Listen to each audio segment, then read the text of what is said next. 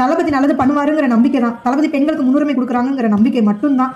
ஆனா அந்த நம்பிக்கையை இன்னைக்கு சுக்குநூறா உடச்சிட்டாங்க. இப்ப என் கூட இருக்கிற எல்லாருமே பேசுறது என்னன்னா, இவ்வளவு வேலை பார்த்த சத்யா மேலேயே இல்லாத கேஸ சொல்றாங்களே, நாளை பின்ன நம்ம போய் வேலை பார்த்தோம்னா நம்ம என்னென்ன சொல்ல மாட்டாங்க அப்படின்னு சொல்லிட்டு எல்லாருமே இப்ப பேக் வாங்க ஆரம்பிச்சு. அந்த சொந்தக்காரவங்களுக்கும் அந்த ஒரே ஜாதிக்காரவங்களுக்கும் மட்டும்தான் இங்க அங்கீகாரம் கொடுக்குறாங்க. உழைக்கிற யாருக்குமே வந்துட்டு எந்த ஒரு முன்னுரிமையும் இங்க கிடையாது. அவர் வந்துட்டு உடனே கால் பண்ணி, என்னம்மா எந்த ஒரு தப்பும் இல்லாத ஒரு பொண்ணு மேல எப்படிமா இவ்வளவு பெரிய குற்றத்தை நீங்க வச்சீங்கன்னு கேட்கலாமே, ஆனா எதுவுமே கேட்கலையே. வணக்கம். தமிழக வெற்றி கழகம் தேனி மாவட்டம் மகளிர் அணி சத்யா நந்தகுமார்.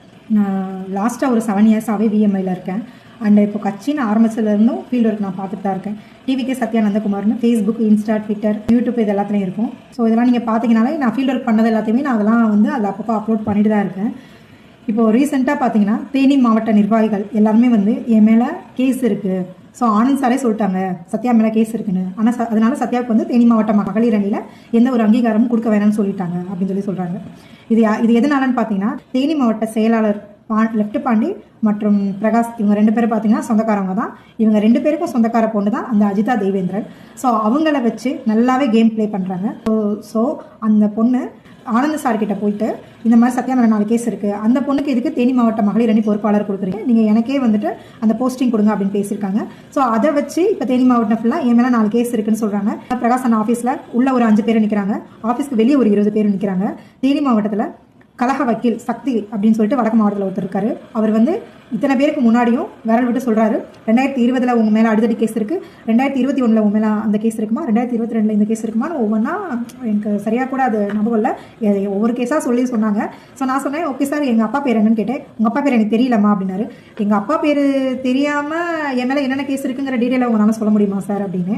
அதான் நான் கழக வக்கீல் அப்படின்னாரு. கழக வக்கீல்னா கழக தோழர்களுக்கும் கழக தோழிகளுக்கும் உறுதுணையாக ஒரு அரணா ஒரு பாதுகாப்பாக இருப்பாங்கன்னு தான் நான் நினச்சிட்டு இருந்தேன். பட் வந்து இங்கே அப்படி கிடையாது.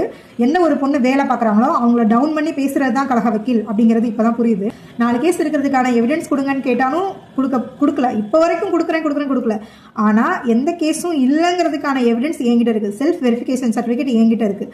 அதை நான் எடுத்துகிட்டு போய் ஆனந்த் சார் கிட்ட காமிச்சாலும் பெருசாக எந்த ரெஸ்பான்ஸும் இல்லை. சார் இந்த மாதிரி தேனி மாவட்டத்தில் இருக்கிற எல்லாருமே என்னை வந்து இப்போ தப்பாக பேசுகிறாங்க சார் அப்படின்னு சொல்லிட்டு நான் கேட்டேன். அவர் வந்துட்டு உடனே கால் பண்ணி, என்னம்மா எந்த ஒரு தப்பும் இல்லாத ஒரு பொண்ணு மேலே எப்படிமா இவ்வளோ பெரிய குற்றத்தை நீங்கள் வச்சிங்கன்னு கேட்கலாமே, ஆனால் எதுவுமே கேட்கலையே. ஏன் கேட்கல? என் வேலையே எனக்கு பெருசாக இருக்குன்னு சொல்லிட்டு போகிறாங்க அப்படின்னா நாளை பின்ன அப்போ நாங்கள் யாருக்காக வேலை பார்க்கணும்? அப்போ வேலை பார்த்த இங்கே இருக்கிறவங்களுக்கு என்ன அங்கீகாரம்? அசிங்கப்படுத்துறாங்க. நான் எந்த இடத்துல போய் நியாயத்துக்காக நின்னாலும் உழைச்சவங்களாம் அசிங்கப்படுத்துறாங்க. உழைச்சது தப்புங்கிறாங்க. எதுக்கு நீ இவ்வளோ வேலை பார்த்த? ஏன் ஆக்டிவாக இருந்த? ஏன் தலைமை வரைக்கும் தெரியுது ஒன்று? இதுதான் இப்போ கேள்வி. இப்போ இருக்கிற பிரச்சனை அதுதான்.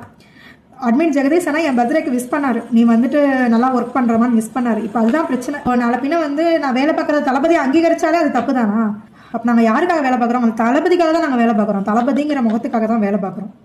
வேலை பார்த்தோம், வேலை பார்க்க விடலை. இப்போது லாஸ்ட்டாக வந்து பார்த்தீங்கன்னா 2 மந்த்ஸாகவே நான் எந்த வேலையும் பார்த்துருக்க மாட்டேன். அவர் வந்து என்னை தளபதி எழுதின கடிதத்தை கொடுக்கக்கூடாதுன்னு சொன்ன உடனே நான் உடஞ்சிட்டேன். அதுக்கப்புறம் என்னால் வேலை பார்க்க முடியலை. அப்படின்னா தளபதி வந்து பெண்களுக்காகன்னு சொல்லிட்டு ஒரு அண்ணனாவும் அரணாவும் உங்களுக்கு இருப்பேன், நான் எப்போவுமே உங்கள் பின்னாடி இருப்பேன், நீங்கள் தைரியமாக இருங்கன்னு ஒரு கடிதம் எழுதியிருப்பார். அந்த கடிதம் வந்து எங்கள் தளபதி பெண்களாகிய எனக்கு ஒரு கடிதம் எழுதியிருந்தார். அதை தமிழக வெற்றி கழகத்தை சேர்ந்த எல்லா பெண் நிர்வாகிகளும் எல்லா மாவட்டத்திலையும் போய் கொடுத்தாங்க. ஆனால் என்ன அதை கொடுக்க விடாமல் பண்ணிட்டாங்க. ஆனந்த் சார் வந்து சத்யா பேரை மென்ஷன் பண்ணி உன்னை வந்து தளபதியோட கடிதத்தை கொடுக்க வேணாம்னு சொல்லிட்டாங்க அப்படின்னு சொல்லிட்டாங்க. இப்போ இன்னைக்கு என்ன பேசப்படுறாங்கன்னா, ஆனந்த் சார் சொல்றாரு, நாங்கள் கொடுத்த ஒரு வேலையை ஏன் நீ வந்து கரெக்டாக பார்க்கல, தளபதி நாளைக்கு என்னையே தான் கேள்வி கேட்பாருன்னு அழகாவே கேம் ப்ளே பண்ணுறாங்க. எல்லாருமே குடும்ப சூழ்நிலை ஒன்று இருக்கும். அதெல்லாம் தாண்டி இவ்வளோ ஃபீல்ட் ஒர்க் பண்ணுறோம், இத்தனை பொண்ணுங்களை வச்சு இவ்வளோ ஃபீல்ட் ஒர்க் பண்ணுறோம். இன்னைக்கு வந்து எனக்கு கீழேயும் ஒரு 700-800 மகளிர் இருக்காங்க அப்படின்னா அதுக்கு காரணம் வந்து தளபதி நல்லது பண்ணுவாருங்கிற நம்பிக்கை தான். தளபதி பெண்களுக்கு முன்னுரிமை கொடுக்குறாங்கிற நம்பிக்கை மட்டும்தான். ஆனால் அந்த நம்பிக்கையை இன்னைக்கு சுக்குநூறாக உடச்சிட்டாங்க. இப்போ என் கூட இருக்கிற எல்லாருமே பேசுறது என்னன்னா, இவ்வளோ வேலை பார்த்த சத்யா மேலேயே இல்லாத கேஸை சொல்கிறாங்களே, நாளை பின்ன நம்ம போய் வேலை பார்த்தோம்னா நம்ம என்னென்ன சொல்ல மாட்டாங்க அப்படின்னு சொல்லிட்டு எல்லாருமே இப்போ பேக் வாங்க ஆரம்பிச்சிட்டாங்க. அது தேனி மாவட்ட லெஃப்ட் பாண்டியன் சொல்லியிருப்பாரு. அவர் போஸ்டிங் வாங்கும்போது சொல்லியிருப்பாரு, விவசாய கடனை அடைச்சது வந்து நாங்கள் தான் அப்படின்னு சொல்லியிருப்பாரு. ஆனால் அந்த விவசாய கடனை அடைச்சதுல என் ஹஸ்பண்டோட பங்கு இருந்துச்சு. அதுக்கு இன்னும் 2-3 பேரோட பங்கு இருக்கு. அது எத்தனை இடத்துல மென்ஷன் பண்றாங்கன்னு தெரியல. எந்த ஒரு விஷயம் பண்ணாலும் அது நானே பண்றேன்னு சொல்றதா இருக்கட்டும். அதே மாதிரி வயநாடு கேரளா பிரச்சனையில என்னோட பங்கு இருந்துச்சு, அதே எங்கேயும் மென்ஷன் ஆகலை. அதே மாதிரி நான் மட்டும் இல்லை, எல்லா அணிகளில் இருந்தும் எல்லா கிளை நிர்வாகிகளும் நகரம், கிளை, ஒன்றியம், மாவட்டம்னு எல்லா நிர்வாகிகளும் எல்லாத்துக்கும் உதவி பண்ணியிருக்காங்க. ஆனால் யாரோட பேரும் தனிப்பட்டு எங்கேயும் மென்ஷன் ஆனதில்லை. மென்ஷன் ஆயிருந்தா எல்லாரும் கண்டிப்பாக எல்லாரும் உற்சாகத்தோட வேலை பார்த்துருப்பாங்க. அண்ட் அதே மாதிரி நான் தேனி மாவட்டத்தில் கோலப்போட்டி பண்ணியிருப்பேன். அந்த கோலப்போட்டியில் நல்ல ரெஸ்பான்ஸ். எல்லாருமே வந்து பார்த்தீங்கன்னா தமிழக வெற்றி கழகத்தோட கூடிய ஒவ்வொரு வீட்டு வாசல்லையும் வரைஞ்சிருப்பாங்க. அண்ட் அதே மாதிரி நம்ம தளபதியவே அவ்வளோ தத்ரூபமாக வரைஞ்சிருப்பாங்க.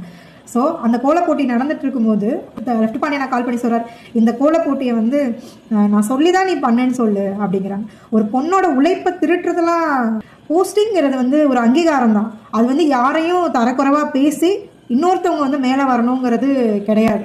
அந்த சொந்தக்காரவங்களுக்கும் அந்த ஒரே ஜாதிக்காரவங்களுக்கும் மட்டும்தான் இங்கே அங்கீகாரம் கொடுக்குறாங்க. உழைக்கிற யாருக்குமே வந்துட்டு எந்த ஒரு முன்னுரிமையும் இங்கே கிடையாது. தளபதிக்கு கண்டிப்பாக இந்த விஷயம் தெரியவே தெரியாது, துளி அளவும் தெரியாது. அவங்களுக்கு அங்கீகாரம் வேணுங்கிறதுக்காக என்ன கஷ்டப்படுத்தி காயப்படுத்தி என்னை தப்பாக சித்தரிக்கிறாங்க, என்னை ரொம்பவே தப்பாக பேசுகிறாங்க. இன்னைக்கு பதவி வேணுங்கிறதுக்காக ஒருத்தவங்கள தப்பாக பேசி உள்ளே போகிறாங்கன்னா நாளைக்கு பதவியை தக்க வச்சுக்கிறதுக்காக என்ன வேணால் பண்ணுவாங்க. இவங்கெல்லாம் மக்கள் சேவை பண்ணுவாங்களாங்கிற நம்பிக்கை எனக்கு சுத்தமாக இல்லை.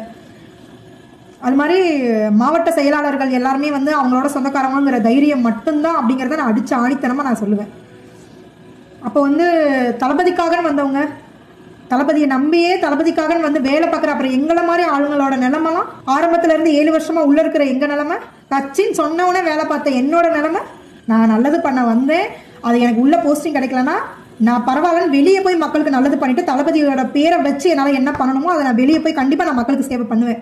மக்களுக்கு சேவை பண்ணணுங்கிறது என்னோட லட்சியம். அது தளபதியோட வழியில் போய் சேவை பண்ணுறது என்னோட கனவு. அதை நான் வந்து தமிழக வெற்றி கழகத்தில் இருந்தால் மட்டும்தான் பண்ணணும்னு கிடையாது. நான் வெளியில் போய் தளபதி விஜய் மக்கள் இயக்கங்கிற பேரில் கூட நான் நல்லது பண்ணலாம், நான் பண்ணுவேன்.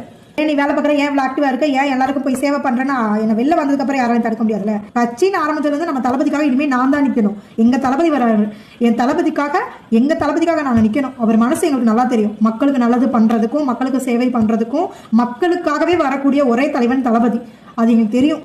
இப்போ இதை நான் பேசுறது வந்து தளபதி கிட்ட மட்டும்தான் நான் கொண்டு போகணும்னு பேசுகிறேன். இதை வந்து யாருமே தளபதியை தரம் தாழ்த்தி யாரும் எடுத்துக்காதீங்க. இது வந்து கண்டிப்பாக நான் தளபதிக்கு வைக்கிற ஒரு கோரிக்கை, ஒரு ரெக்வெஸ்ட். அவரை தான் உள்ள இவ்வளோ விஷயம் நடக்குது, தளபதிக்கு காதுக்கு போகாது, தளபதிக்கு தெரியாதுங்கிற தைரியத்தில் தான் இந்த எல்லா விஷயமும் பண்ணிட்டு இருக்காங்க. நான் போஸ்டிங் வேணும்னு நினச்சேன்னா இந்த விஷயத்தை நான் வெளில கொண்டு வரவே மாட்டேன். எனக்கு போஸ்டிங் கிடைச்சா போதும். ஆனந்த் சார் அப்படி தான் சொன்னார். என்னம்மா நான் போஸ்டிங் கொடுக்குறேன் அப்படிங்கிற மாதிரி பேசுகிறாங்க. போஸ்டிங் கொடுத்ததுக்கப்புறம் என் பேர் சரியாகிடும்னு நினைக்கிறீங்களா? இன்னைக்கு சொந்தக்கார பொண்ணு தான் வரணுன்றதுக்காக மாவட்ட செயலாளர்கள் எல்லாரும் சேர்ந்து அந்த சொந்தக்கார பொண்ணை வச்சு கேம் ஆடி எந்த ஒரு எவிடன்ஸும் இல்லாமல் சென்னை வரைக்கும் அனுப்பி என் மேலே 4 கேஸ் இருக்குன்னு சொல்லி இப்போ தேனி மாவட்டம் ஃபுல்லாக அசிங்கப்படுத்துறவங்க நாளைக்கு நான் போஸ்டிங் வந்ததுக்கப்புறம் நான் நின்னா குத்தம், நடந்தா குத்தம், உட்காந்தா குத்தம், ஏன் இந்த தெருவில் போய் வேலை பார்த்தேன், ஏன் அந்த தெருவில் போய் வேலை பார்த்தேன் அப்படின்னு சொல்லிட்டு என்னை வேலை பார்க்க விட மாட்டாங்க. என்னை வேலை பார்க்க விட போகிறதும் இல்லை, நான் வேலை பார்த்தாலும் அதில் குத்தம் கண்டுபிடிக்காம இருக்க போகிறதும் இல்லை. ஸோ அதனால எனக்கு இந்த போஸ்டிங்கும் தேவையும் இல்லை. எனக்கு என்னை இவ்வளோ தூரம் குற்றம் காட்டி ஊரே பேசும்போது என் மனநிலைமெல்லாம் நம்ம ஏன்டா இருக்கோம் அப்படிங்கிற மனநிலைமைக்கு ஆளாக்கிட்டு அதை ஒரு கொஞ்சம் கூட பொருட்படுத்தாமல் அதற்கான தீர்வு சொல்லாத போது எனக்கு எந்த ஒரு நியாயமும் இனிமேல் இங்கே இருக்கிற யார்கிட்டையும் கிடைக்காதுன்னு எனக்கு தெரிஞ்சிருச்சு. ஸோ இதுக்கு எல்லாமே வந்து நான் தளபதி கிட்ட மட்டும்தான் எனக்கு சொல்யூஷன் கிடைக்கும் நான் நம்புறேன். இது எல்லாமே தளபதியோட பார்வைக்கு போகணும். இதனால வந்து கண்டிப்பாக ஒரு சொல்யூஷன் எனக்கு மட்டும் இல்லை எல்லா மாவட்டத்திலையும் கிடைக்கும் அப்படின்னு நான் நம்புறேன்.